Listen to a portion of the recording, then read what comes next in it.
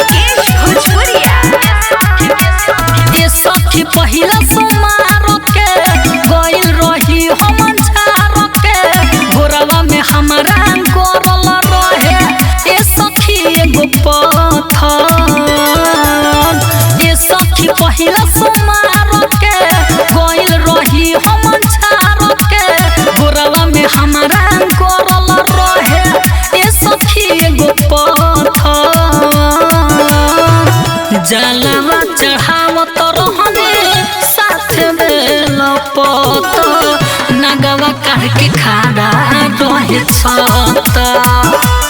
सखी जलवा चढ़ावत रहने साथ में लपत नगवा काढ़ के खड़ा रहे छत।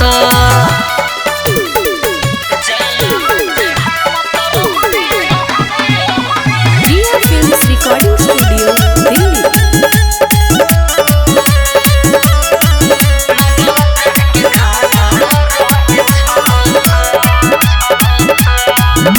रही हम नए कंवरिया गइल रही दूर डगरिया कि हाथ से छूटे न दिहनी जल से भरल गगरिया।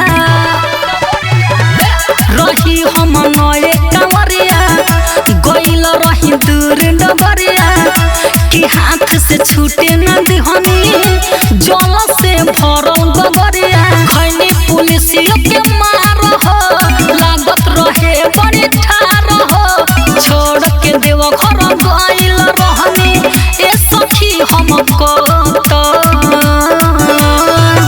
जलवा चढ़ावत रहने साथ में लपत नगवा काढ़ के खड़ा रहे छत। सखी जलवा चढ़ावत रहने साथ में लपत नगवा काढ़ के खड़ा रहे छत।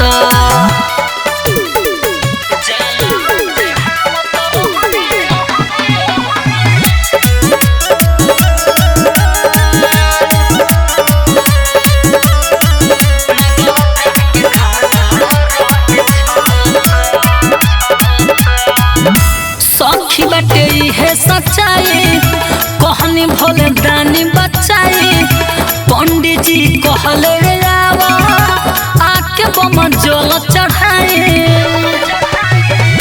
सखी बाटे है सच्चाई कहनी भोले दानी बचाई पंडित जी कहले आवा आके बम जल चढ़ाए। शशि शराबी रहे संग में जीतू जितेंद्र उमंग में तब ही से जलवा चढ़ावा तानी खुलल दिमाग के सोट।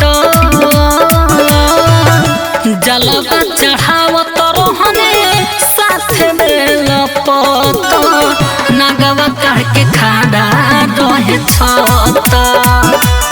सखी जलवा चढ़ावत रहने साथ में लपत नगवा काढ़ के खड़ा रहे छत।